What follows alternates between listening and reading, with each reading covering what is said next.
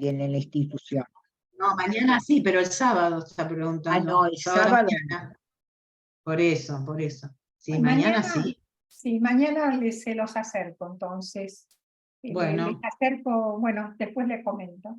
Bueno, ¿arrancamos? ¿Les parece? arrancamos.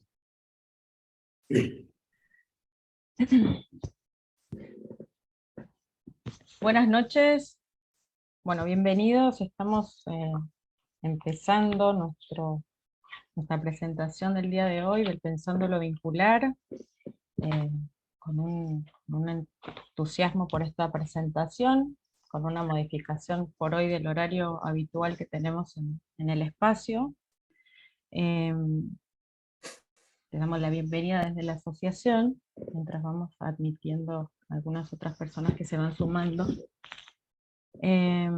Brevemente les comento que Pensando lo Vincular esta vez tiene el segundo libro de el colectivo de psicoanalistas autoconvocados, que nos los acerca hoy y del cual vamos a estar comentando, debatiendo y pensando juntos. Antes de empezar con la presentación formalmente, les acerco que la asociación tiene diversas actividades que pueden ir alojando en nuestras redes, y que el siguiente Pensando que vamos a tener va a ser el 7 de julio, al viernes a las 12. El título va a ser Violencias de Género, Prevención y Transformación Social. Las presentaciones van a estar a cargo de Marina Gitter y Facundo Bleyer, y la coordinación la va a hacer Susana Matus, así que los esperamos también. Bueno, vamos a ir con lo que nos convoca esta noche, que es la presentación de este libro. Ya dije el título, pero no está de más repetirlo. Ética, Política y Psicoanálisis, que está editado por Letra Viva. Hoy nos acompañan algunos de los autores, y también seguramente entre los invitados están otras personas que han podido acercarse a todo este proyecto de los psicoanalistas autoconvocados. Vamos a hacer una presentación iniciando por Rocco Carbone, que nos pidió por favor que lo presentemos como investigador del CONICET. Por supuesto no es solamente eso, pero en principio vamos a abrevar todo su despliegue y su CV de esta manera.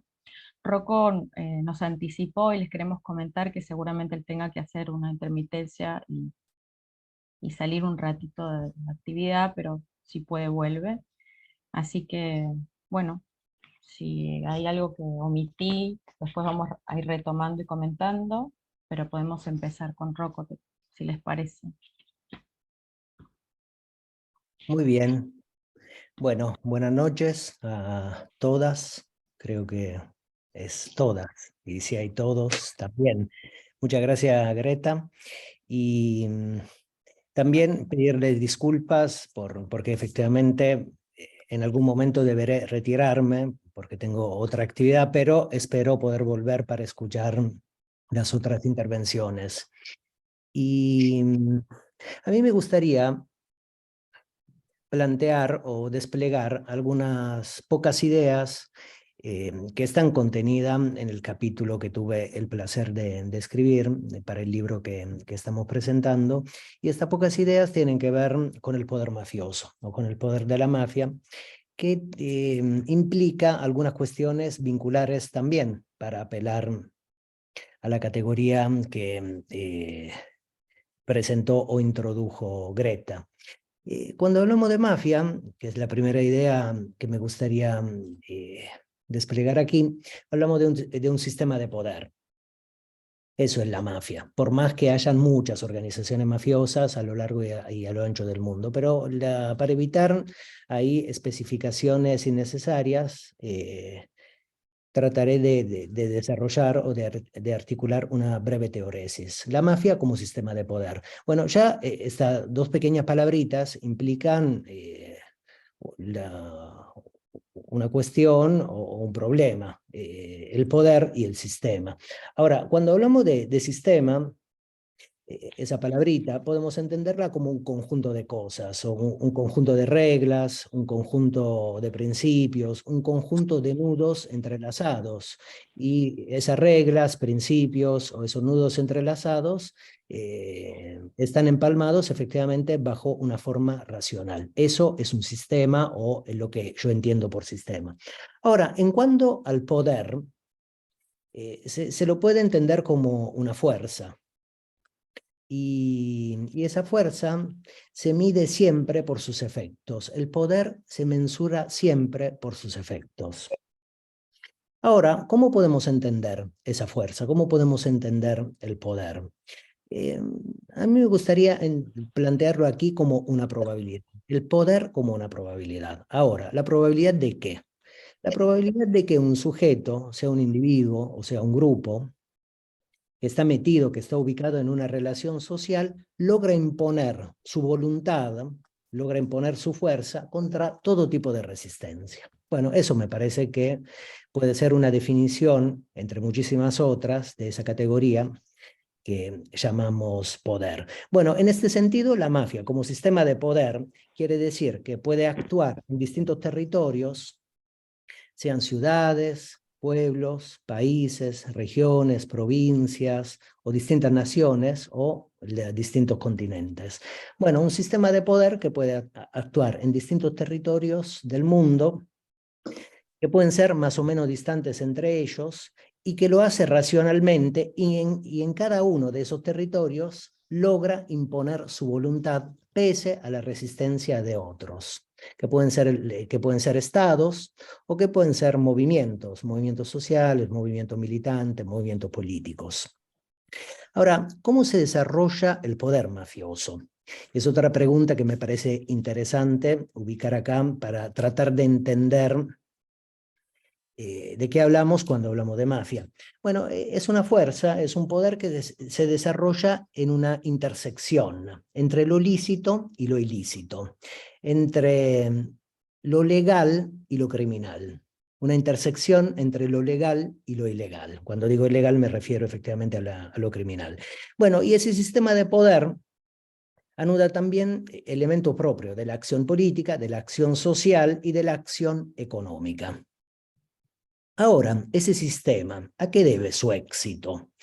Y miren, les diría que debe su éxito a una capacidad de conjugar de manera muy sofisticada lo local con lo global. Y lo hace de manera mucho más sofisticada, de manera mucho más efectiva que esa idea compleja que llamamos Estado-nación. Además, las mafias tienden a erosionar esa identidad compleja, esa entidad compleja que llamamos Estado-nación. Tienden a fragilizarla y tienden también a colonizarla, segmentos del Estado-nación o el Estado-nación en su totalidad. Y luego les diría que las mafias concilian el dominio totalitario de un territorio, porque también son ideologías tendencialmente totalitarias, y concilian, como les decía, el dominio totalitario de un territorio con la generación de liquidez, o sea, con la generación de efectivo. Y el efectivo es un sostén, la liquidez es un sostén necesario por lo que concierne a la implementación y al despliegue del capitalismo, que en el siglo XXI es cada vez más financiero, cada vez más especulativo y cada vez más digital. Ahora, otra cuestión que me gustaría desplegar, que me gustaría enfatizar, es que el poder mafioso es concurrente con el poder del Estado, o sea que las mafias son otras formas de estatalidad. Quiero decir que la mafia, como concepto por lo menos, está estructurada con lógicas homólogas a las lógicas de la estatalidad, o sea que toda mafia es otro tipo de estatalidad. Y esta estatalidad, digamos, la estatalidad mafiosa o esa estatalidad otra, puede disputarle su condición al Estado legal, al Estado-nación, al Estado que conocemos, sumatoria de una gran cantidad de instituciones. Ahora, cuando la mafia coloniza el Estado, cuando una organización mafiosa o un poder mafioso coloniza a un Estado-nación, activa un doble poder. Y ese doble poder es permanente. Se verifica de manera permanente en el aparato estatal. Y ese doble poder mantiene un viso de legalidad y al mismo tiempo conecta ese viso de legalidad con un estatuto ilegal.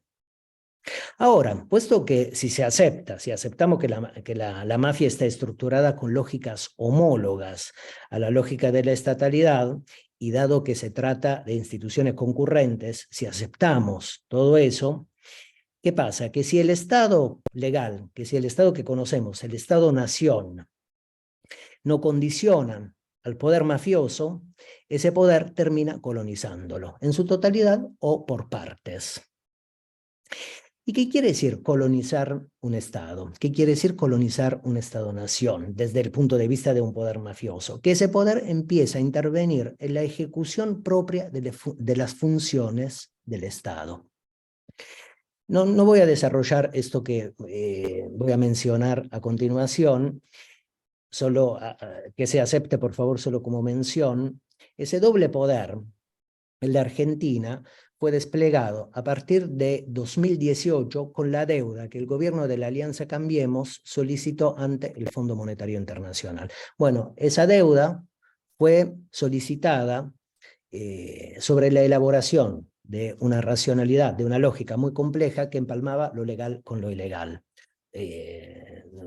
Un gobierno, el gobierno de la Alianza Cambiemos, violó, voy a mencionar solo eso, entre un montón de otras leyes y de decretos, el artículo 75 de la Constitución Nacional y los incisos 4 y 7. O sea, un poder legal operó ilegalmente. Bueno, ese es el doble poder que conecta un estatuto legal con un estatuto ilegal. Ahora, me gustaría introducir una palabrita que dijo Greta, que es lo vincular, porque como todo poder, y puesto que un poder implica una relación social, el poder mafioso también implica o contiene en su racionalidad y en su forma de la acción prácticas y lazos vinculares. Y me gustaría decir lo siguiente, que todo poder mafioso se propone siempre quebrar, se propone siempre afectar a liderazgos populares. ¿Por qué? Básicamente porque esos liderazgos interrumpen, aminoran, contienen el despliegue de la expansión mafiosa. O sea, los liderazgos populares provocan cierta incomodidad, le provocan cierta incomodidad a los poderes mafiosos. Y por eso mismo esos poderes activan en contra de los liderazgos populares formas descarnadas de violencia. La violencia es la herramienta fundamental de todo poder mafioso. Sin violencia no hay mafias. En la Argentina, en América Latina y en el mundo. Entonces, eso es para subrayarlo enfáticamente. La violencia como herramienta nuclear del poder mafioso, y sobre la base de la violencia se elabora también la ideología del poder mafioso, sobre la cual no me voy a detener en este momento. Ahora, la violencia también es una palabra muy compleja, y en el corazón de esa palabra se especifican acciones muy complejas. Porque la violencia, por lo menos podemos entenderla como una suerte de Janus bifronte. Quiero decir, que tiene una parte descarnada, una parte que provoca miedo, que efectivamente se verifica desde un punto de vista material, pero esa misma materialidad tiene una parte comunicacional, tiene una parte estilística.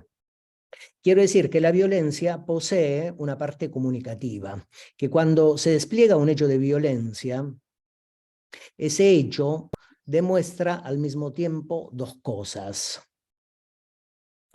La violencia material y la violencia bajo forma comunicacional.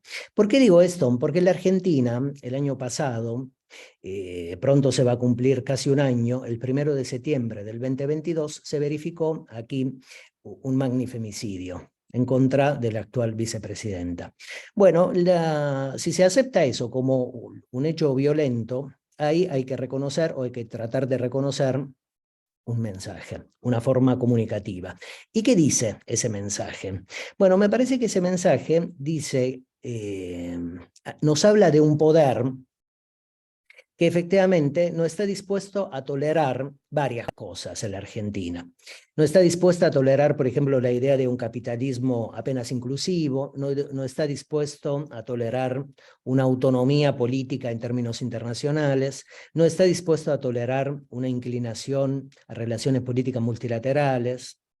Y ese mensaje violento habla también de una fuerza política, de una fuerza social, que no está dispuesta a compartir en la Argentina ningún segmento de poder con otras fuerzas políticas, sociales, con otros que tienen otro tipo de sensibilidad, otro tipo de creatividad y otro tipo de inteligencia que están por fuera de lo que podríamos llamar el bloque dominante.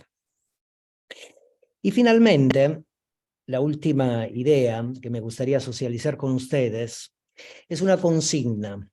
Es una consigna que en la Argentina vimos en la Plaza de Mayo, el 25 de mayo, el último 25 de mayo, cuando en la plaza, en esa gran politicidad de la historia nacional y del movimentismo político argentino, se llevó a cabo un acto político con motivo del 25 de mayo, una fecha revolucionaria de la historia política argentina. Bueno, ahí en esa plaza, una plaza que se verificó debajo de la lluvia, apareció una consigna, no es la primera vez que apareció, pero ahí también se escenificó, y esa consigna es Argentina y democracia sin mafias. Bueno, ¿de qué habla esa consigna? Me parece que sí, hay que interpretarla en la clave de lo mafioso, puesto que la palabra mafia está contenida en ella. Bueno, esa consigna me parece que señala la indefensión que tiene el campo estatal y la indefensión que tiene el campo nacional y popular ante un doble poder que se ubicó en los tejidos más íntimos del Estado entre el 15 y el 19, o sea, durante el periodo de la experimentación mafiosa sobre las existencias nacionales en la Argentina. Ahora, dar cuenta de la magnitud del fenómeno mafioso es imprescindible en todos los países, y en la Argentina también, porque nuestro país es el lugar donde vivimos. Y es imprescindible entender la racionalidad de un doble poder que efectivamente ha constituido un Estado con una naturaleza dual, legal e ilegal al mismo tiempo. Y esa racionalidad dual, esa lógica dual, responde solo por la mitad a los preceptos democráticos, porque efectivamente si reconocemos que el poder mafioso, o si aceptamos que el poder mafioso tiene una parte de legalidad y una parte de ilegalidad, ese poder responde solo a la mitad, solo por la mitad a los preceptos democráticos que son legales, y la otra mitad la mantiene sumergida permanentemente. Porque efectivamente esa otra mitad de esa especie de esfera responde a preceptos criminales, a preceptos ilegales. Ahora, a 40 años de la vuelta a la institucionalidad democrática, puesto que este año en nuestro país se cumplen 40 años de la vuelta a la institucionalidad democrática, me parece que tenemos que hacer todos los esfuerzos necesarios para tratar de entender esa racionalidad de lo legal y ilegal, porque afecta a la democracia, a una democracia entendida como una ciudadanía compleja, como una ciudadanía dispuesta a la participación social, democracia entendida como una ciudadanía inclinada a una vocación cultural y política. Y cuando estoy diciendo democracia, me refiero a una comunidad de hombres y mujeres plenas, efectivamente, que verifican su propia vida y despliegan su propia vida en una comunidad de iguales. Bueno, son preceptos teóricos y algunas ideas teóricas deberían ser desarrolladas mucho más, como para que efectivamente se entiendan para que se entienda cómo se despliegan en la Argentina, en la vida política y social, pero puesto que hay poco tiempo y tengo que salir, como les decía, para atender otra cuestión, no lo voy a hacer, pero si leen el articulito que está en el libro que estamos presentando, van a encontrar algún ejemplo respecto de esa teoresis que traté de desplegar, creo, un poco desordenadamente en esta pequeña intervención. Bueno, muchas gracias. Gracias, Rocco. Gracias a Bueno. vos. Vamos a continuar con las presentaciones. Después de las presentaciones abrimos un poco el diálogo y comentarios. Nos van a poder escribir también cualquier pregunta que surja. Voy a presentar ahora a Liliana Andrelo. Liliana es licenciada en Psicología, miembro del colectivo de psicoanalistas autoconvocados, miembro de la Asociación Psicoanalítica Argentina, del Colegio de Psicólogos y Psicólogas del Distrito 14. Bueno, Liliana. Gracias. Bueno, yo decía en un momento que esta doble pertenencia, ¿no?, en dos extremos me ha dado una visión amplia y contradictoria muchas veces, ¿no?, de la profesión. Un tema por el que me gustaría empezar, que es una problemática histórica en el psicoanálisis, que tiene que ver con lo político. Si lo político sí o lo político no, si nos metemos incluimos cuestiones políticas o nos quedamos en el consultorio y nos abstraemos a la teoría.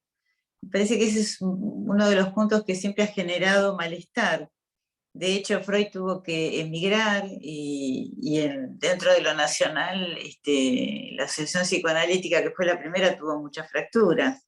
O sea, no es una situación, y tuvo fracturas por este tema, ¿no? Por lo social, lo político, por lo menos lo social que incluye lo político, ¿no es cierto? Y aún lo económico. Me parece que es un tema que no podemos perder de vista, porque de alguna manera nos da un origen a nosotros como psicoanalistas autoconvocados, y porque sigue siendo una problemática muy difícil. Uno observa muchas veces que por resguardarse no se dice cuál es la posición política, no digo partidaria, pero medianamente política. En algunos casos es también resguardar la vida. Y también el interés económico, porque lamentablemente a veces no se puede decir lo que se piensa, porque podrían no tener pacientes que paguen ciertas sumas de dinero y que nos permitan vivir mejor. Creo que es parte de lo que también tenemos que tener en cuenta, ¿no? Bueno, nuestro grupo en particular se caracteriza por tener una diversidad de instituciones de origen a nivel de psicoanálisis, y también una diversidad, lógico, no hay macristas, pero digamos, dentro del espectro de centro-izquierda, tenemos una diversidad bastante importante en el político. Y eso está muy respetado y es productivo dentro del grupo, ¿no? Es mucho lo que se ha escrito en ciertos temas, o sea, no somos los originales, pero creo que lo que sí estamos haciendo es nuestra propia versión en estos tiempos que nos toca vivir. Y eso la verdad que es apasionante. Bueno, cuando empezamos, las reuniones eran cada 15 días y tenían una parte que era la asamblea y otra parte que era un invitado. Esto lo hicimos durante mucho tiempo y la verdad que el invitado tenía un peso muy grande en cuanto al nivel de convocatoria. Y quizás en esos tiempos teníamos mucha necesidad de que alguien nos aclare algo, ¿no? Han venido políticos, han venido intelectuales, periodistas, gremialistas, o sea, fue realmente muy interesante conocer esta diversidad de gente y de pensamientos. Crecimos con eso, y en un momento empezamos a sentir que las asambleas eran más importantes que el invitado, o por lo menos no eran menos. Y ese fue realmente un crecimiento, porque pudimos empezar a unirnos y a intercambiar desde otro lugar.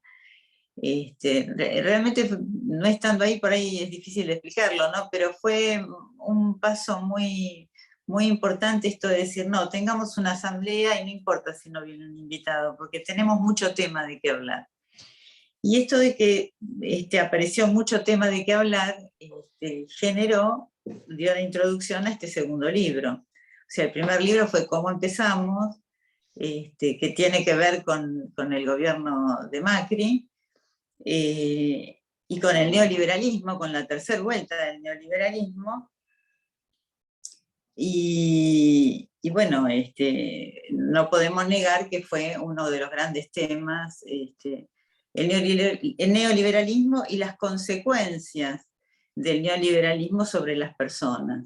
Quienes tenemos cierta edad y ya pasamos por los grupos anteriores, por las vueltas anteriores, sabemos medianamente de qué se trata y de las consecuencias.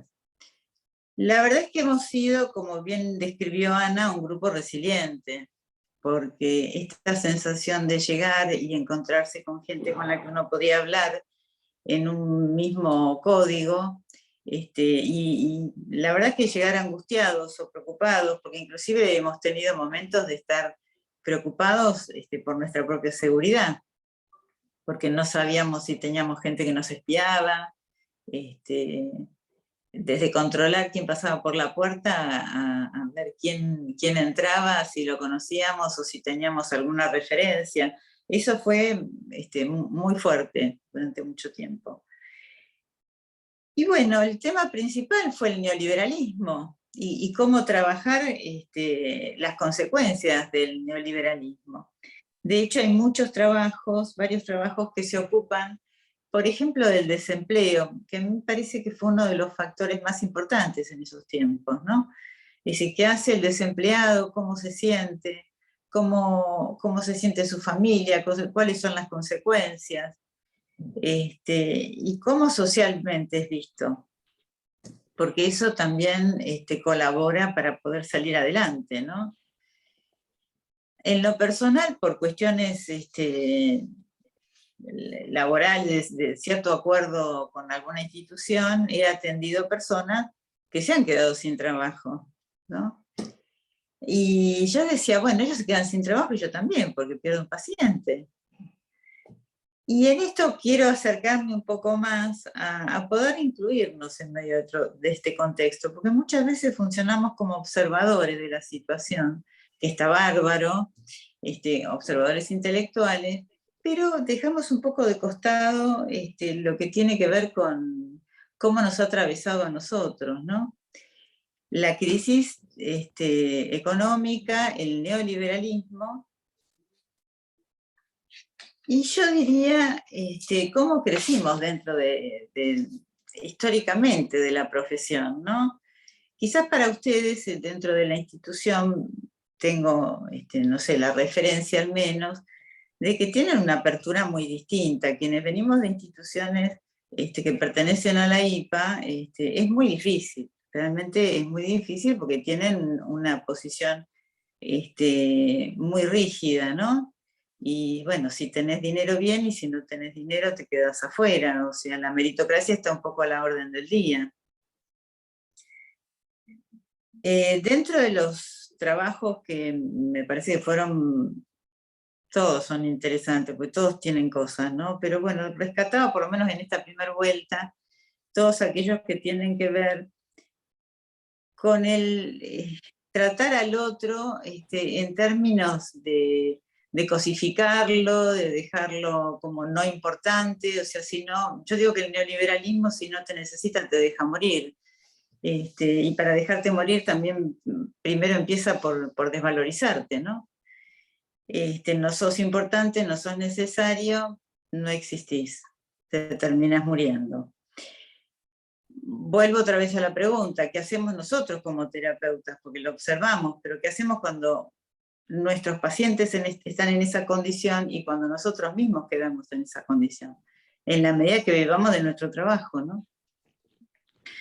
Bueno, otro aspecto que me parece importante, hemos incluido dos personas que traen temas distintos, o sea, que no son psicoanalistas, lo vimos recién con Rocco, que me parece que es importante todo lo que él plantea en relación a cómo son los vínculos en esta sociedad y cuáles son, yo creo que, a ver, alguna vez hablando con Rocco, lamento que ahora no esté, pero bueno, lo retomaremos, él me preguntaba cómo puede ser que habiendo tanta inmigración italiana y de ciertas regiones tenga que venir a hablar yo de la andrángita y de la mafia y de todo lo demás, ¿no? Como si eso no fuera algo conocido.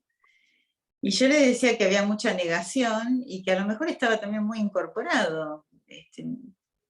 A ver, ¿cómo puede creer una persona que llega hoy por hoy a ciertos logros? ¿No? ¿Desde qué lugar? Ese para mí es un punto importante de tener en cuenta. Bueno, y el otro, Alejandro Olmos Gaona, con lo que tiene que ver con la deuda externa y con el Fondo Monetario y su responsabilidad jurídica. Bueno, uno lo escucha hablar sobre la deuda externa y cómo se maneja el Fondo Monetario Internacional, y es demoledor, porque no hay peor guerra prácticamente, o sea, no salimos más de eso, entre comillas. Yo no sé si salimos o no, pero quiero decir, los niveles de arbitrariedad que se toleran son muy grandes. Y yo me pregunto, ¿qué hacemos desde los tratamientos? ¿No? Yo no digo que nos tenemos que hacer cargo de esa lucha, pero ¿qué pasa con la capacidad de reacción frente a ciertas situaciones de cada sujeto, de cada persona? Para mí es un gran interrogante, ¿no? Y después, bueno, voy a hablar de mi trabajo. Y por casa cómo andamos, ¿no? Yo la verdad es que hago un cuestionamiento sobre estas cosas, porque me parece que no es nada más que la transferencia y la contratransferencia y las cuestiones de la historia de uno, que no son pocas.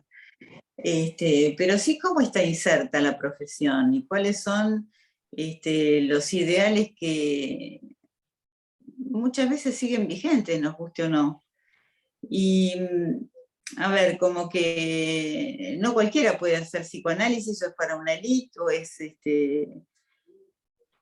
por un lado. Por otro lado, ¿cuánto queremos ganar o cuánto realmente podemos? Si asumimos el límite que tenemos en relación a las posibilidades de posicionarnos económicamente, ¿no? Y si no vendemos un poco el alma para ganar un poco más, tenemos la posibilidad de observar vidas que a lo mejor nunca vamos a tener desde lo económico. Y eso también representa una capacidad de resignación muy grande, que no sé si la tenemos tan trabajada.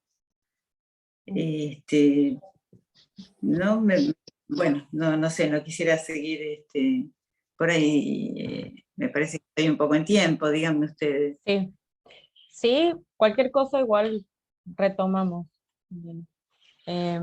Voy a pasar a presentar a Nélida del Renzo, licenciada en Psicología, psicoanalista vincular, miembro titular de la APPG, concurrente del Hospital Piñero desde 1978 hasta 1987, y en el periodo de 1988 al 2018, psicóloga de planta, docente universitaria y autora de diversas publicaciones.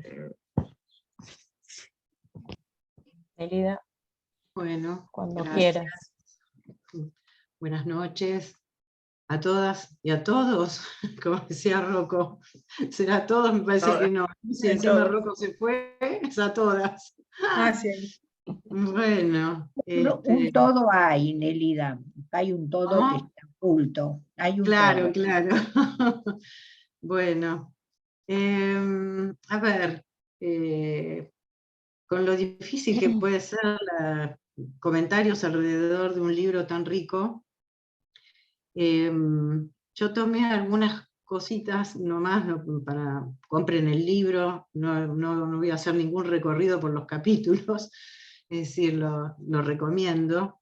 Y incluso, espero que nadie se ponga celoso, tomé algunos epígrafes de algunos capítulos de algunos autores, porque, bueno, tenían que ver con algo de lo que me dispara a mí el tema de la palabra y el valor de la palabra en estas épocas que estamos atravesando. Empiezo con un epígrafe que dice, es necesario, después digo de quién es, en qué capítulo está, es necesario para la ética y la política volver a las palabras que significan algo y que afectan a las prácticas en procesos históricos de larga duración. Esto fue dicho por Negri en una entrevista en 2014 que cita Eva Bosoer en su capítulo Ética, Política y Psicoanálisis. Y agrega lo común entre la palabra y la acción. Y cita también en línea con este pensamiento a Nancy, que en su último escrito, Un virus demasiado humano, nos transmite el proceso de empobrecimiento y debilidad de la palabra, observando ese proceso en lo tecnocientífico, lo político, la filosofía y la moral. 20 capítulos y un prefacio escrito por Ana Rosenfeld, promotora incansable de la convocatoria a un conjunto de psicoanalistas de APA, y luego de otras instituciones que se fueron sumando. En enero de 2016 comenzaron a reunirse con un objetivo común, la preocupación por los tiempos políticos, sociales y económicos que se vislumbraban desde hacía un tiempo. De allí la producción del primer libro, Psicoanalistas autoconvocados, testimonio de la historia de nuestro colectivo, publicado en el 2020 en plena pandemia. Acontecimiento traumático e inédito para la humanidad del que todavía no alcanzamos a dimensionar sus efectos. Hoy nos convoca este segundo libro, que en su primera edición, en noviembre de 2022, recorre la impronta de este colectivo dedicado al debate de ideas y de acciones, señalo, en consecuencia, con una diversidad de temas que hacen a la cultura, a las subjetividades, los dilemas de la ética, los malestares en la política, la globalización, entre muchos más. Imposible nombrarlos todos. ¿Y qué hacemos los analistas frente a este mundo en mutación vertiginosa que nos toca vivir? En asambleas con invitados de lujo y una participación activa en las calles acorde a un pensamiento crítico que despabila. Del capítulo de Adrián Trachterman, Condena a la memoria, cito el epígrafe de Eduardo Galeano: no hay historia muda, por mucho que la quemen, por mucho que la rompan, por mucho que mientan, la historia se niega a callarse la boca. Fragmentos de Patas Arriba, El mundo del revés. Me pregunto, ¿cuáles son las huellas en el cuerpo, en los cuerpos afectados por el lazo a una tierra, a una lengua, a una cultura? Porque me parece que esto, justamente sin saberlo, algo tiene que ver con las preguntas que se hace Liliana, ¿no? Me pregunto el qué de los psicoanalistas. El qué, dónde nos situamos, dónde nos paramos, qué hacemos. Si bien el inconsciente es transhistórico y transcultural, seguramente el significante causante de goce no muerde la carne del mismo modo en cualquier parte del mundo y en cualquier época. ¿Cómo ignorar lo que la Lange arrastra de las huellas de la cultura?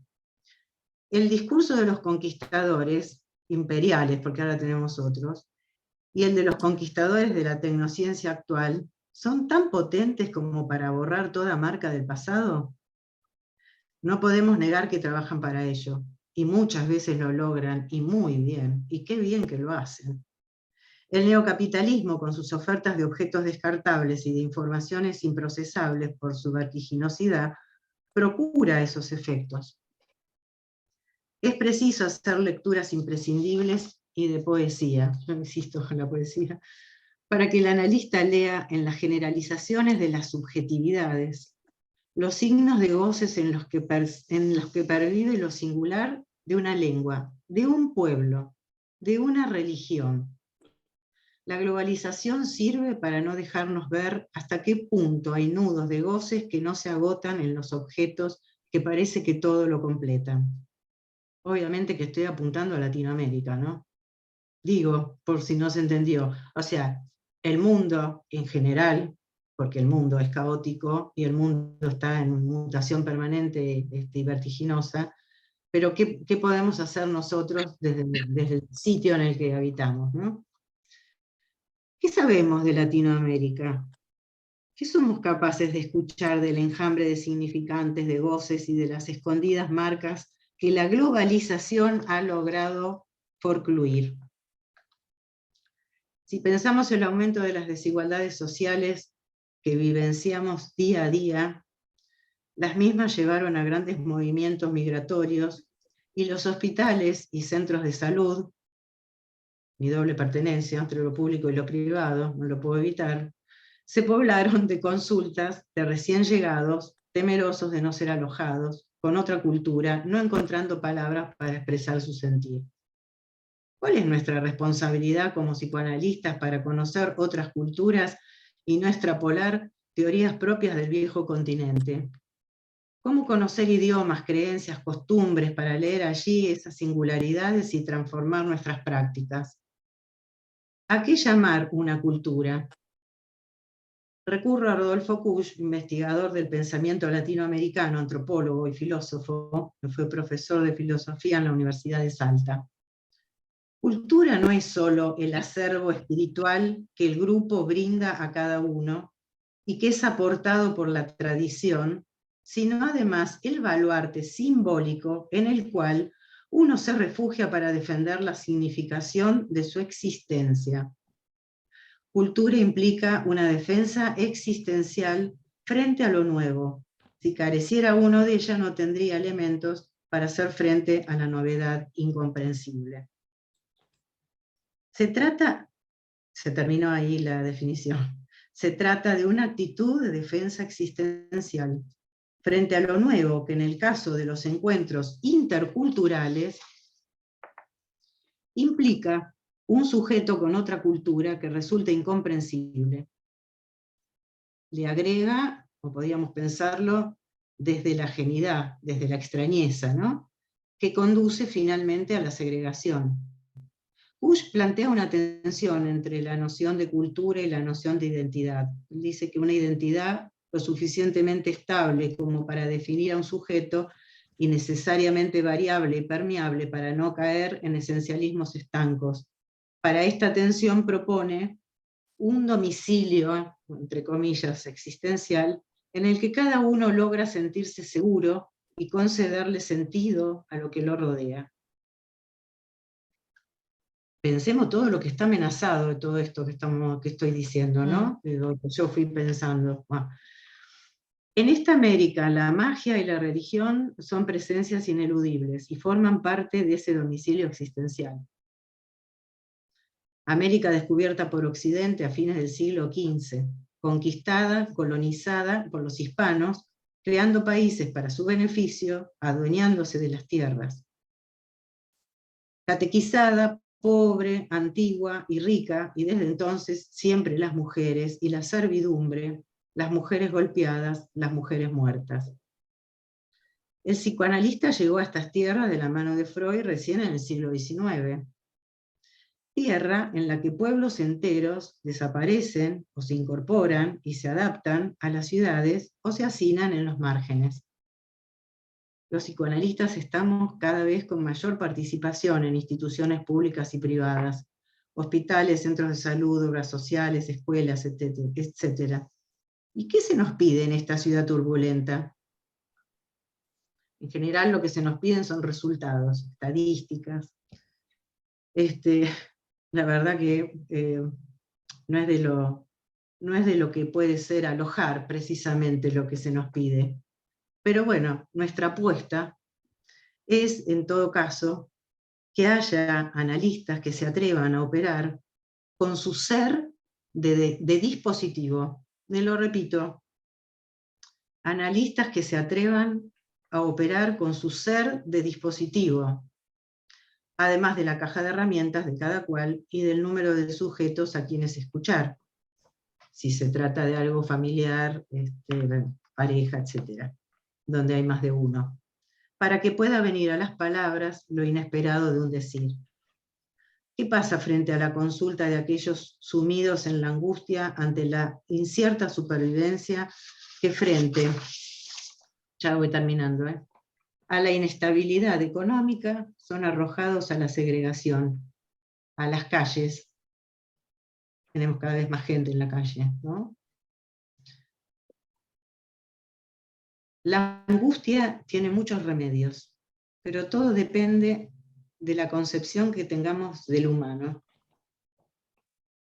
Se trata de un humano sexuado, anudado a sí mismo, a un cuerpo-imagen, en una lengua y una tierra. Ese cuerpo no escapa a la tierra del humano. nada lo salva de estar afectado en su existencia singular por la conjunción de seguridad, territorio y población de la que nos habló en algún momento Foucault. El cuerpo gozante del ser que habla, que Lacan llamó par lettre, aunque no lo sepa, habla con su cuerpo. ¿Por qué la palabra par lettre? Porque además de referirse al hablante ser, dice algo más, dice hablar, el ser y el parecer. Podemos ver cómo esto confluye, ¿no? Con la segregación finalmente, depende cómo. Incluye el ser del parecer, presentarse rico, presentarse pobre, presentarse blanco, indio, loco. Demuestra la fuerza de las palabras, por suerte y por desgracia, que crea mundos, los deshace, los reinventa. Me estoy muy emocionada, pero voy a tratar de decir lo último y ya dejo para dar lugar a María Cristina. ¿Y los psicoanalistas dónde estamos? Que no somos europeos continentales. ¿Dónde nos situamos? Aun cuando parece impregnarnos la europeización de la cultura, somos herederos de un gran mestizaje, ¿no? Porque creo que nos olvidamos del mestizaje. Somos mestizos. ¿Cómo incluir lo popular, excluido de nuestro metro cuadrado, culto, excluirlo por ajeno y pobre? Hoy parece indispensable perforar el doble muro de lo que nos aflige a los argentinos y nos separa de alguna manera del resto de América muchas veces, que junto a la expansión ilimitada de las comunicaciones que nos hace ver el mundo sin límites, nos hace a su vez maestros de mirar sin ver, como un riesgo que podemos correr. Y para terminar, tomé otro epígrafe del capítulo de Luis Hochmann, Ética y Equidad, porque viene a cuento de esto que estoy hablando. Y es de Adorno, el epígrafe. Si en el principio mismo de la civilización está instalada la barbarie, entonces la lucha contra esta tiene algo de desesperado. Bueno, gracias. Espero no haberme excedido mucho en el tiempo. Mérida. Te agradecemos. Bueno, voy a... Igual, un solo dato. No. Sí. Presentame con el primer dato. Sí. Como hizo voy a Rocco, ser breve. Exacto, voy a ser breve con María Cristina. Psicoanalista vincular, miembro titular de la APPG. Eso es. Y también con mucho... autora también. No de este libro, pero no de varias publicaciones. Voy a terminar, pero de otras publicaciones que también son un aporte. Así que bueno, ahí está. Gracias Greta. Bueno, un gusto para mí realmente poder participar en la presentación de un libro que es tan pertinente en los tiempos que vivimos, y es muy grato que en el mundo psicoanalítico se muevan estas cuestiones. Yo he seguido a través de mi pertenencia al Facebook virtual, lo he seguido paso a paso, el movimiento de psicoanalistas autoconvocados, leyendo las actas, los invitados, así que es como que como si conociera a todos. Bueno, a muchos los conozco, ¿no? Bueno, está escrito para que dure 10 minutos. Este libro, como dijo Nélida, tiene un prefacio y 20 capítulos, no es poco. Los capítulos son de temáticas diversas, aunque siempre orientadas por los ejes señalados en el título. Les comento a quienes todavía no lo leyeron que cada uno de los capítulos amerita una lectura detenida por sus ideas y desarrollos. Entonces haré un comentario, por supuesto, global, el que me fue surgiendo a través de su lectura, que espero los invite a ingresar en estas páginas y recorrerlas. Claro está, mi comentario no será ajeno a mi propia interpretación de lectora implicada.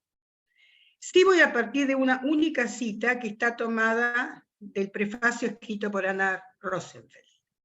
Y ella dice así: a través de nuestro segundo libro de psicoanalistas autoconvocados, quisimos articular estos tres ejes íntimamente ligados entre sí, pues no podemos disociar el psicoanálisis de la ética ni de la política.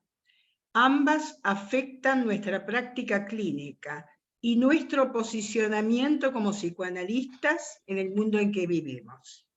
Bien, hasta acá la cita.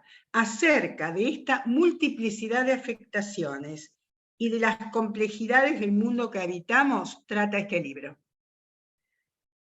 Me pregunté a lo largo de la lectura, ¿qué psicoanálisis encuentro, leo yo, en este libro, como producto de mi singular diálogo con cada autor, devenido interlocutor y a la vez con el conjunto?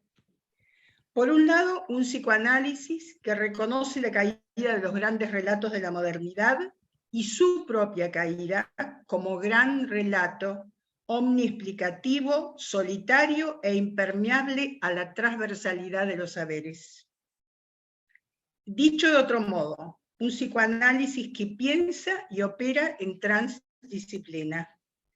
La recurrencia de los saberes entre sí, la permeabilización de las antes rígidas fronteras disciplinarias tiene fuerte presencia en estos textos, la mayoría de psicoanalistas. Junto al aporte de 2 capítulos no psicoanalíticos, ¿cómo se manifiesta esto en el pensamiento de los autores psicoanalistas? En sus decires, por supuesto, en sus modos de pensar, sus enunciados, sus citas, sus menciones bibliográficas, que en casi todos los capítulos apelan a pensadores no psicoanalistas. Desfilan así en estas páginas Spinoza, Nancy, Negri, Badiou, Bourdieu, Levinas, Adorno, Horkheimer, Vilela, Zaffaroni, Foucault, Derrida, y siguen los nombres.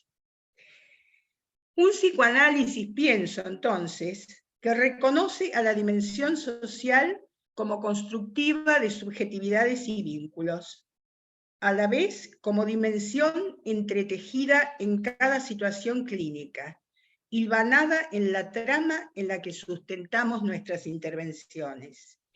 Este psicoanálisis concibe un analista alejado de aquel ideal de gabinete aséptico propuesto por el positivismo, que intentara eliminar las condiciones subjetivas y sociales del proceso del conocer, en tanto factores contaminantes que perturbarían, en el caso del psicoanálisis, las emergencias inconscientes. El analista que protagoniza estos escritos, creo, no se concibe como mero observador, algo de eso dijo ya Liliana, que estudia la escena desde algún afuera inexistente. Se reconoce, en cambio, como subjetividad múltiple, entramada e implicada en sus prácticas, sujetada a códigos y afectaciones epocales, actor y agente de su tiempo, construido y constructor. Desde ahí asume los trabajos psíquicos exigidos para construir opciones diferenciales, cuestionar lo pregnante y sostenerse en abstinencia, más allá de una irreductible no neutralidad. Trabajos psíquicos elaborativos, alimentados en el pensar con otros, que pueden convertir a las prácticas, como la clínica, las pequeñas prácticas, en microsituaciones que devienen en estrategias de resistencia ante los poderes instituidos. En relación con todo lo antedicho, y mucho más que no digo, puedo situar este libro en una línea de resistencia al espíritu de época dominante. Muchos libros históricamente han resistido, y por eso fueron quemados en épocas de oscurantismos. Quienes, hoy mayores, vivimos la dictadura lo sabemos, porque nosotros mismos destruimos parte de nuestras bibliotecas para preservarnos. A lo largo del libro se va perfilando además la construcción de un común. Más allá de diferencias e individualidades, expresa la elección de estar y pensar con otros, conformando un colectivo, con una pretensión que es estar analistas, como diría Ulloa, o de modo gerundial, ir siendo o estando psicoanalista, sin resultar funcionales al neoliberalismo. Un común que considera lo político como dimensión propia del humano y como forma solidaria, que a la vez pone de manifiesto la preocupación por las futuras generaciones en relación con el daño del planeta. En sus afinidades y diferencias entre estos capítulos pueden abrirse distintas y muy interesantes líneas de debate. Por lo demás, algunos capítulos transitan también la experiencia pandémica, punto histórico de inflexión, sin duda, y consideran sus efectos que vamos todavía registrando y reconociendo día a día. Se recorren también las formas transformadoras de la militancia, así como las problemáticas más graves y acuciantes de nuestro país en una coyuntura geopolítica compleja y adversa. La construcción de ese común, hecho de resistencias y futuros, va conformando a lo largo de la lectura un clima de pertenencia que lo hace grato, pese a la seriedad de los temas tratados. Quizá porque pensar y hacer, enredados con otros, genera emergencias productivas y aplaca temores e incertidumbres. Nada más. Gracias.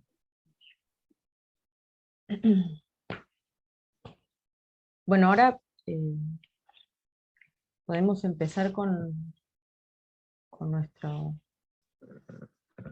pensamiento, compartir lo que fue surgiendo de estas lecturas. Nos van pidiendo la palabra, que vamos a tratar de ir siguiendo un orden. Si se animan a escribir una pregunta, también la puedo leer.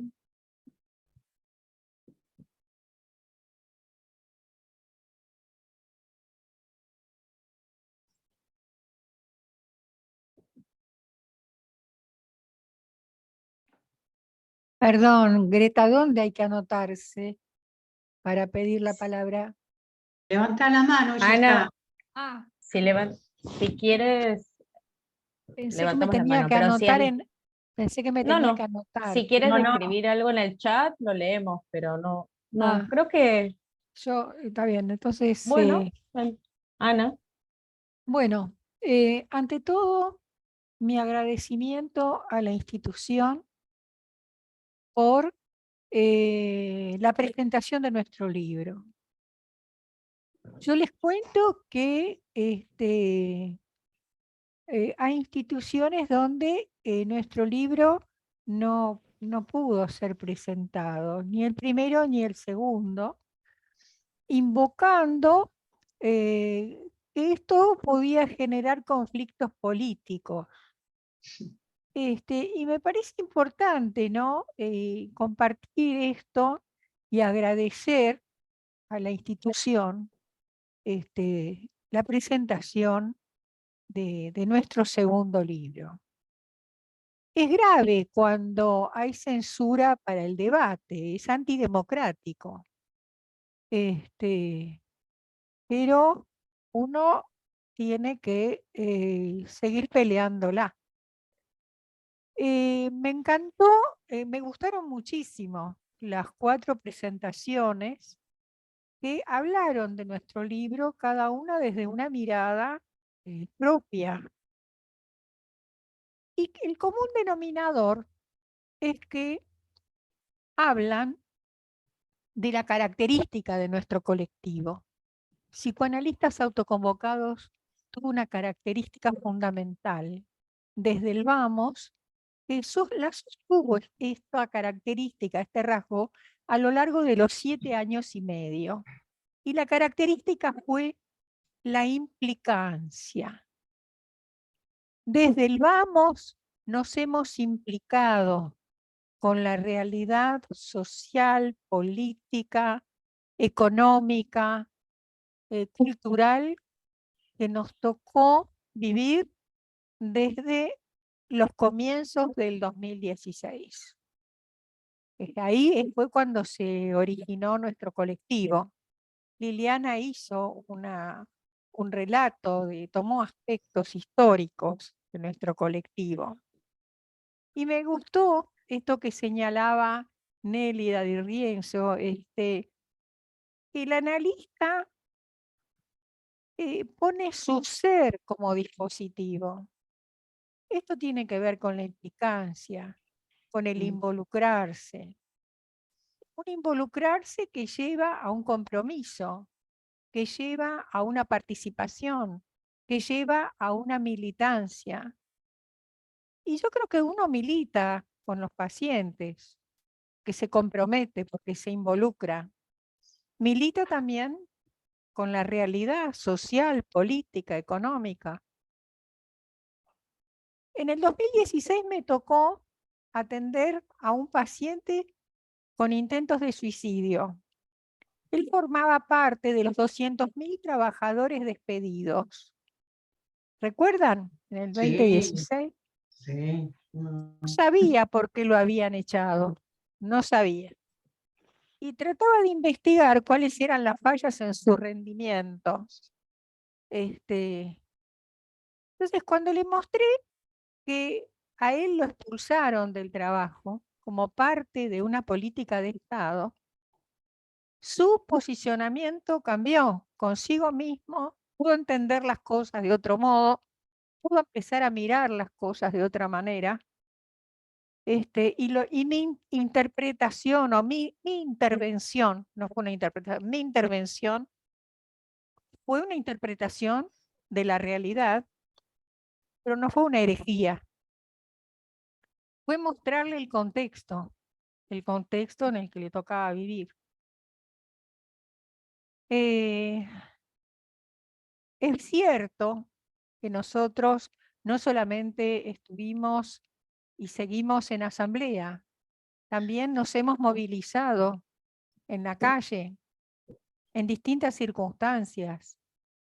Y no se imaginan la sorpresa de la gente cuando nos ve con nuestra pancarta que tiene la foto de los desaparecidos, con el eslogan inclusión, libertad, inclusión, trabajo.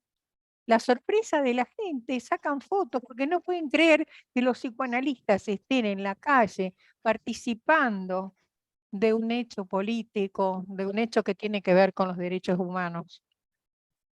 Y es cierto esto de que este lazo social que fuimos armando a lo largo de 7 años y medio nos ha sostenido.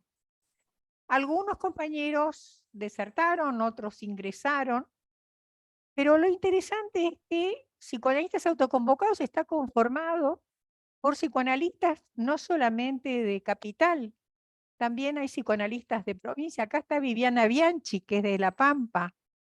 Ahí está levantando la manito.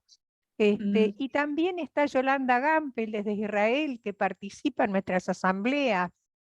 Ney Mariño desde Brasil.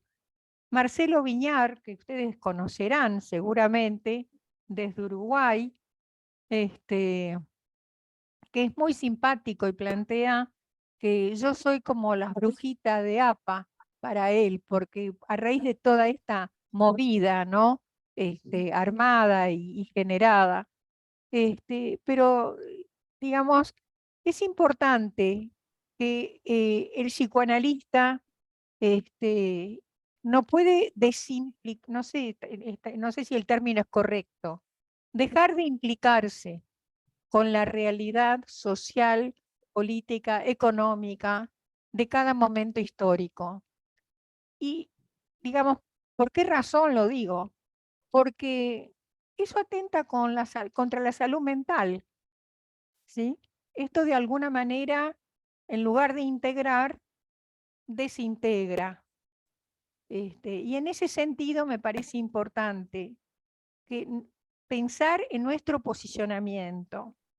No tenemos que pensar todos lo mismo. De hecho, como señaló Liliana, nuestro colectivo está conformado por cierta pluralidad ideológica.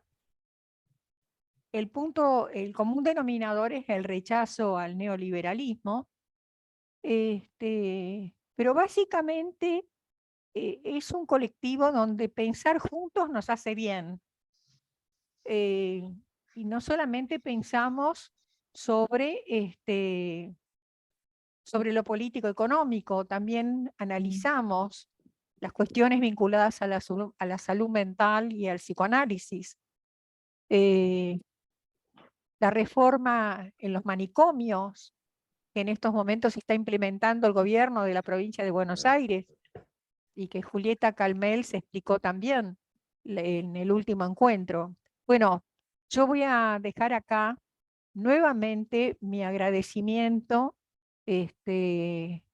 a Nélida, que fue la promotora de este encuentro, a la institución, a María Cristina Rojas, a Rocco, a Lili Andrelo, porque nos han dado una mirada rica de nuestro segundo libro. El libro nuestro va a estar en la institución mañana por la tarde. Lo vamos a acercar para que aquellos que tengan interés y quieran adquirirlo pueden hacerlo, o si no, en letra viva. Muchas gracias. Gracias, Ana. Bien que nos acercas cómo acceder al libro. Y así ya sabemos cómo difundir también. Quiero Clara. decir algo. Sí, Clara. Buenas noches a todos. Realmente un placer haberlos escuchado. Probablemente lo de Rocco nos angustia un poco, porque es una lectura de nuestra realidad, pero bueno. Lo que sí, las palabras de Ana en relación a por qué nuestra institución, por qué se puede presentar en nuestra institución, y eso me hace acordar, eso me remitió a lo que trajo Nélida del epígrafe de Galeano, la historia no es muda. La historia de nuestra institución no es muda, habla, y habló quizá en esto. También fuimos originariamente prohibidos por las instituciones más tradicionales o más fuertes en el momento, y la asociación estaba no muy bien vista, porque éramos medio bastardos con el psicoanálisis vincular, pero nunca bajamos los brazos, siempre seguimos pensando, teorizando, trabajando transdisciplinariamente y enriqueciendo, sin dejar de pensar en el corpus clásico del psicoanálisis. Somos psicoanalistas, aunque al principio no nos dejaban llamarnos así. Creo que no es azarosa la presentación en nuestra institución, es la marca en el orillo la que nos permite esta presentación. No sé qué piensan Nélida, Cristina y los miembros de la PPG. De acuerdo.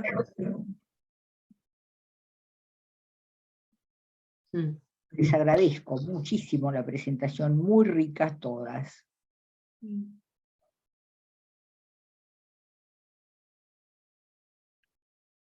Bueno, la práctica del psicoanálisis estaba prohibida para los psicólogos, no nos olvidemos eso. Los psicólogos no teníamos acceso a entrar ni siquiera en las asociaciones que pertenecían a la IPA, porque era absolutamente imposible.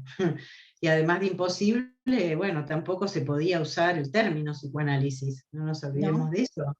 Que se tardó mucho en derogar una ley que prohibía especialmente la práctica del psicoanálisis. Por los psicólogos, Sí, claro. Sí, cuando quise ingresar a la APA me dijeron, no, sos psicóloga, no médica. Sí. Bueno, pero además, perdón. No, después eso cambió. Después cambió. No, pero estamos hablando de los orígenes de la asociación. Sí, la asociación. De la época del proceso, perdón. La época del proceso estaba terminantemente prohibido hablar de psicoanálisis en todos lados. también en APA o donde Y sea. de Eso no era en un lugar solo, digamos. Y de los grupos, Nélida. Claro, Grupo. no, los grupos no. El grupo era Todo mala palabra. Uno ve como uno ve como la variable política, de política institucional, va marcando, Sí. porque Matilde Raskowski, la esposa de Raskowski, no era médica. Y también había... Había filósofos también. sí, Betty La Garma, Garma. claro, Betty Garma, o sea que fueron, Era es decir, profesora de no se cuestionó el ingreso de ellos eran los No, pioneros. pero de los psicólogos eran más peligrosos, hacían Claro. clínica. Sí, sí. A Los mí, psicólogos si me tenían permiten, que tomar test. Es decir, decían que los psicólogos tenían que tomar test, que nada más que eso. sí, Y eran teníamos auxiliares de los psiquiatras. Pero solo perdón, podíamos hacer clínica. Durante muchos años trabajamos clandestinamente. Sí, Y yo creo sí, que eso le dio una marca a Sí. gran parte de los psicólogos, que también está en el orillo. Además, la particularidad, no a todos, porque muchos eligieron ingresar a la IPA cuando se pudo. Otros ya estábamos hechos de otra manera, configurados de otra manera.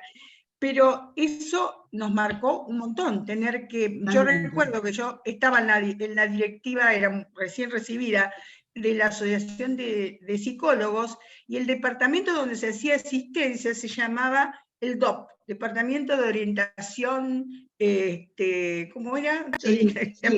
Orientación y Prevención. En sí, Orientación y lo que prevención. no podía decir era asistencia, porque No, podías eso tomar estaba test.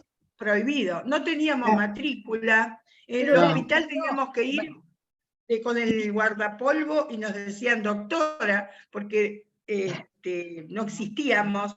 O sea, tenemos como una historia, y una historia también, antes de la dictadura, hubo mucho compromiso sí, político. antes de la dictadura. Sí, claro. No solo de psicólogos, sino de psicoanalistas. Entre los psicoanalistas, recordar los grupos Plataforma y Documentos, Claro. salieron, y junto con los psicólogos y los psiquiatras, organizamos el CDI, ese Centro de Docencia de Investigación, que fue, bueno, después con la dictadura, todo, Voló. todo se voló. Pero el borde de nuestras acreditaciones en el ministerio era de otro color, era azul. ¿No te acordás? Era de otro color, era del mismo rango de las tecnicaturas, como los Claro. Y vos tenías que Después ir, si cambió. sacabas la matrícula, tenías que firmar que no ibas a ejercer el psicoanálisis. No, eso no me acuerdo, pero sí. Sí, de otro yo color. sí me lo acuerdo, porque me di media vuelta y me fui. Sí, sí me acuerdo. Me acuerdo que era de otro color, creo que era azul. Yo lo debo tener en algún lado, y después el actual no, y el que se revalida tampoco. Pero qué historia, ¿no? Viviana, perdón que interrumpa. Perdón, tengo pidiendo la muy palabra, mala Viviana. internet. Perdón un segundo, tengo muy mal internet últimamente, así que si desaparezco es por internet. Ya me pasó. Pregunto mucho si no perdemos esa capacidad transgresora, ¿no? Si no nos aburguesamos o algo por el estilo. Éramos más transgresores, no sé si era la juventud o qué, pero me parece que No lo teníamos una quise. más transgresora. Pienso que la juventud también, teníamos más fuerza. Ahora, antes la peleábamos, ahora la escribimos. Y la transmiten. Y sí. De otras formas. Pero ¿no pensás que también hay un cambio generacional que, no sé si porque ya encontraron hechas algunas cosas, por un lado, si por el otro lado hay como una pérdida de, no sé cómo llamarlo, de intensidad, de posiciones críticas? Es otra coyuntura también esta, ¿no? Es otro mundo. Claro, Es otra situación. Viviana Bianchi está con la mano Sí. levantadita hace rato. Hace un ratito. Sí, por favor. seguro, sigan. No, está sigan. bien. Dale, dale. Bueno, ok. No, primero quería agradecer como miembro de Psicoanalistas Autoconvocados a la generosidad que han tenido ustedes como asociación, que nos dieron un lugar y nos dieron una escucha. Y eso es todo. También, bueno, a ver, seguiré procesando, pero tanto los expositores como los comentarios me generaron felizmente asociaciones libres que me llevan a volver, a retomar, a estar en la idea de algo que ya dije en el chat, la posición psicoanalítica por una cuestión de ética, fundamentalmente, no puede ser ajena a la ideología. Y entonces venimos con esto, ¿no? Venimos con la lucha que vienen llevando psicoanalistas autoconvocados, que generosamente me incorporaron cuando los pude encontrar, porque yo no sabía que existían. El macrismo no hacía fácil los contactos. Pero bueno, todo este tiempo desde que pertenezco, no recuerdo si es 2018, 2019, fue de un enorme aprendizaje para mí y de un enorme placer de poder sentir y escuchar que no estamos solos. Bueno, ya me emocioné, ya está. Es solo esto y mil gracias por la colaboración de la asociación, porque es cierto, como dijo Ana, que hay muchos lugares en los que o no nos quisieron recibir, o, bueno, lo voy a decir, o nos plantearon un costo, un precio, simplemente para presentar un libro. Y a mí, en ese momento se me ocurrió pensar, ¿de qué se trata esto? Porque si alguien en posición psicoanalítica le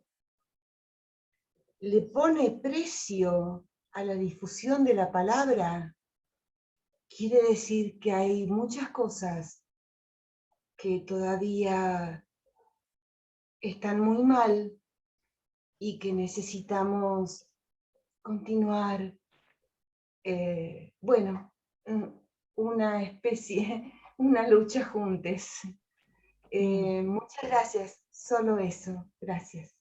Excelente, excelente.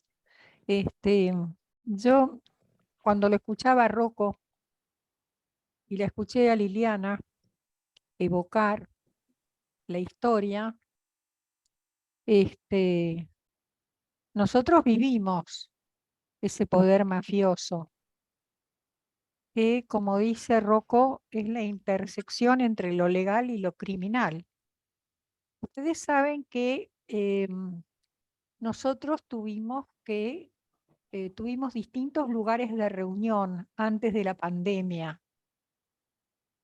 Nos reuníamos en el profesorado Joaquín B. González hasta que no les gustaron nuestros invitados y nos desalojaron. Nos dijeron que no podíamos continuar allí. lo cual en un punto fue un elogio. Ahora, de allí pasamos al Centro Discépolo, no, pasamos a la Asociación Bancaria y después al Centro Discépolo. El Centro Discépolo era un viejo local a la calle, y el patrullero pasaba cada 10 minutos. Estaban todos, es decir, yo estaba de frente a la vitrina y a la calle, pero todos los compañeros estaban de espaldas.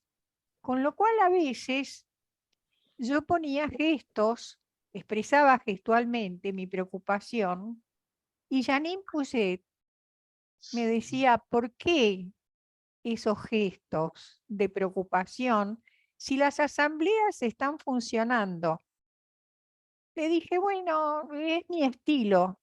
No quise transmitir mi preocupación y la alarma que me generaba que cada 10 minutos pasara un patrullero fiscalizando. Y también hubo gente que quiso entrar y meterse en las asambleas que no eran precisamente psicoanalistas o colegas con inquietudes políticas, sino que tenían otros objetivos. Entonces nosotros vivimos, es decir, cuando Rocco habla maravillosamente bien de la mafia, es decir, revivimos lo vivido. Lo vivido en esos 4 años fue así. Fue así. Pero Ana, Perdón, Perdón. cuando terminaba una movilización, teníamos que tener mucho cuidado porque había provocadores que se metían en las movilizaciones para molestar, para interferir. Bueno, sí. Perdón que interrumpa, Ana, con ese contexto y con el esfuerzo que debe haber sido todo esta posibilidad de reunirse y de pensar, aún más valoramos la producción que hicieron en todo este tiempo.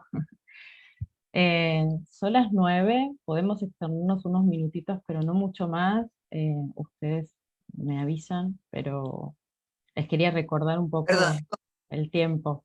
¿puedo agregar Sí, algo Lili. en relación a esto? Que teníamos una forma, porque había alguien en la entrada que controlaba quién iba a entrar o no, en fin, teníamos ciertas miradas que nos Complicidades daban favorables para Claro. trabajar y acompañarse, que no está muy ajeno, ¿no?, del trabajo cotidiano, y por eso también me parece que valoramos esta producción colectiva. A eso, claro, yo a eso me refería cuando nos conteníamos, porque ¿te acordás, Ana, cuando teníamos temor de que entraran en el colegio, como estaban entrando en los colegios de manera imprevista y se llevaban presos, y estábamos ahí, no entiendo en qué momento? O sea que la importancia del grupo en cuanto a la contención, para poder pensar sobre estas cosas que fueron llegando después, pero llegaron, y escribir este libro fue muy grande, porque pasamos momentos de terror. Sí, claro. Sí, de hecho, en esa época la policía entró al Mariano Acosta, ¿recuerdan? A Sí, reprimir, y después en la en la Universidad de Jujuy violaron la autonomía universitaria, entraron. Es decir, sí, es cierto, nos hemos expuesto. Y una vuelta, Zaffaroni me decía que agradecía la invitación, porque fue uno de los grandes invitados, y entonces yo le dije, yo te voy a contar algo en la intimidad. Viste que acá está Vicente Gali, personalidad, está Janine Puget, está... Si entra la policía y me los lleva detenidos, no puedo recurrir a un abogado común, tengo que llamarte a vos.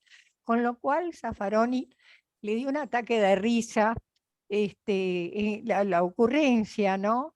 Pero realmente había gente, es decir, los compañeros realmente todos nos hemos expuesto y todos nos hemos arriesgado, porque entrábamos a las asambleas y no sabíamos qué iba a pasar y que si salíamos, si nos detenían, etcétera, ¿no? Fue un riesgo, fue un grupo, como dicen los españoles, un grupo cojonudo, ¿no?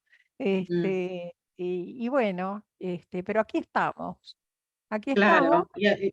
y no sé si Rocco, que se tuvo que ir apurado, pobre, quiere decir algo antes de que dejemos, ¿no? No sé si querés comentar algo, porque tuviste que estar así como muy veloz con los tiempos para decir.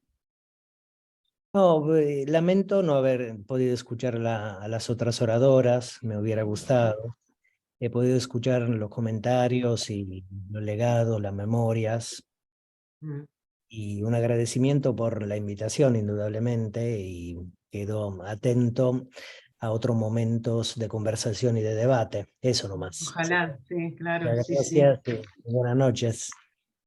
Que así sea. Rocco, queda pendiente la psicología del mafioso. ¿Cómo? Queda pendiente la psicología del mafioso. Bueno, estoy tratando de terminar un librito que está casi terminado, y un capítulo está dedicado efectivamente a unos apuntes sobre la psicología del mafioso. Así que Fantástico. cuando Sí, esté, lo podrán agarrar para debatirlo y hacer todas las críticas pertinentes. Claro. Buenísimo, va surgiendo otras posibilidades para seguir pensando entonces. Gracias, Rocco. Escucharte es un aprendizaje siempre inmenso y un gran placer. Dicho esto, apunto un comentario a lo que dijo Ana antes.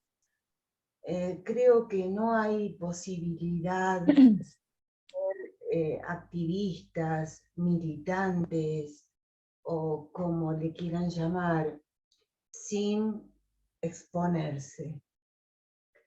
Y creo que también sabemos todas y todos y todes el costo que puede tener eso. Pero es, bueno, una decisión subjetiva. En eso espero que continuemos aportando desde cada quien nuestro lugar. Gracias. Ya está. Yo vi una mano levantada de Silvia, no sé si era que estaba saludando o querías comentar algo más, Silvia. Silvia quería, me parece. Sí, Silvia está levantando la mano y está muteada. Se muteó, claro. Estás muteada, Silvia. Se frizó. Se congeló. Sí, qué lástima. Sí.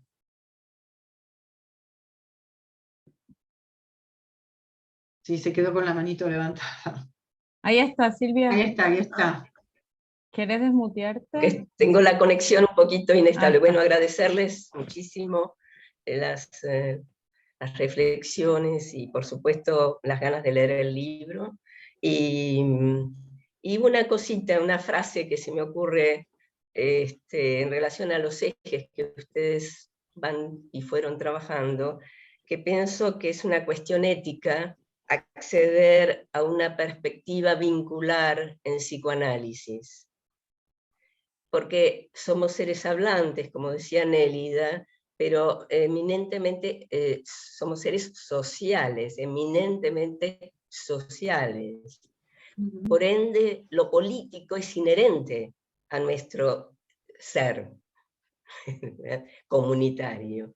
Entonces me parecía que esos ejes, en esta frase, bueno, les quería un poquito devolver algo dentro de esto que ustedes van transmitiendo, con mucha emoción, conmovidos, porque obviamente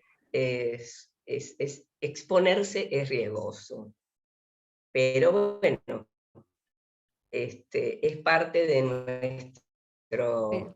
Bueno, de una fuerza también, que por suerte hay fuerzas que no son mafiosas, ¿no? Hay fuerzas que son potencia de creación, de invención y de transmisión. Y bueno, eso es lo que he recibido de ustedes y les agradezco. Bueno. Lo que Bueno. decía es que exponerse es un riesgo, pero vale la pena. Ujú. Vale la pena si hay una convicción que sostiene el porqué y el para qué de ese compromiso, ¿no? Yo nuevamente quiero agradecer muchísimo porque me encantó lo que Nélida Di Rienzo transmitió, María Cristina también, lo de Rocco, lo de Lili Andrelo. Quería agradecer en nombre del colectivo la presentación y los comentarios. Me parecieron muy ricos, muy interesantes.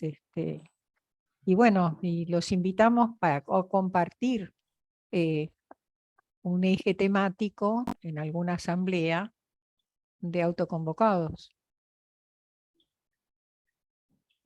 ¿No? Muchas gracias también a ustedes por Gracias darnos la a oportunidad ustedes. del comentario. Claro, sí, por habernos convocado. Por haber escrito el libro. Y por haber escrito el libro, claro. Los libros.